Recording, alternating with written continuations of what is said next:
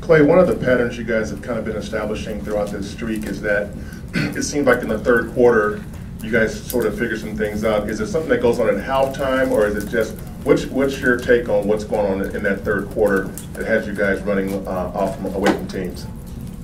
I think we're just embarrassed of the turnovers we threw in the first half, so we will throw some bad ones. I mean, that's why we make so many great plays, but we've been making that adjustment. And I mean, it's okay if we have, it's not okay, but you can get by with having 16 turnovers if you finish with 35 assists. That's a pretty good ratio. And I thought we did a great job distributing the ball tonight. And a lot of those turnovers are just mental errors. So as the season gets on, I promise you we'll get better about it. Klay, it's a little hard to hear you. Just sorry.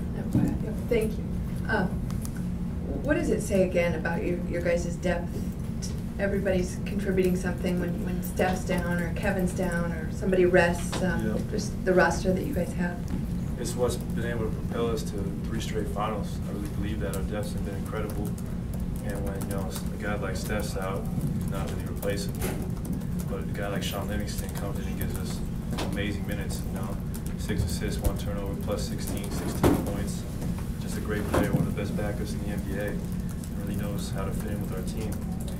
And yeah, when Steph's out, we can't do it individually. We got to do it collectively, and it goes for if it was Kevin or Draymond or me or Andre. We just have such a deep team, so give our front office credit for having that foresight to seeing this before the season. Klay, what do you think's been working offensively for Draymond?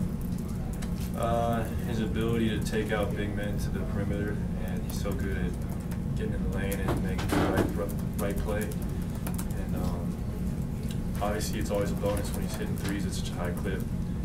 I mean, he played great tonight. 8 for 11, so efficient. He's just such a versatile player. I mean, he does it on both sides of the ball, and he is who really unlocks our offense because he's like the point forward out there.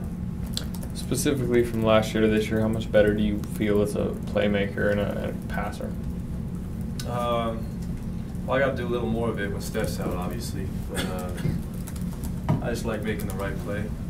I learned that the basketball gods reward you if you make the right play every time and be patient. And that's what I've done this year, just being patient. I mean, I thought I played well tonight. I only had, fortunately, 1 or 2 shots, and other than that, I thought I played a solid all-around game. You enjoy nights like this when Steph's out, that you get to do that a bit more? No, because when he's out, my job's a lot harder. But it's still fun, We're blessed to be able to play basketball for a living. Okay. Klay, on that note, with playmaking, specifically with Sean and Kevin, what did you see out of them and how they approached that area of the game tonight? Well, they're just great basketball players. They just make the right play every time, or nearly every time. And Sean's been a phenomenal point guard since he was in high school. And Kevin has, great vision. He's almost 7 feet, can see over everybody. Klay, the fans get a kick out of this. They know what's going on. Yeah. As someone who grew up with basketball, and of course been here a few years, when things are going well, as this team, all right, Steph wasn't here tonight, but you've done so much. Is it just wonderful just to be on the court playing? Yeah, it's amazing. We have the best fans in the world,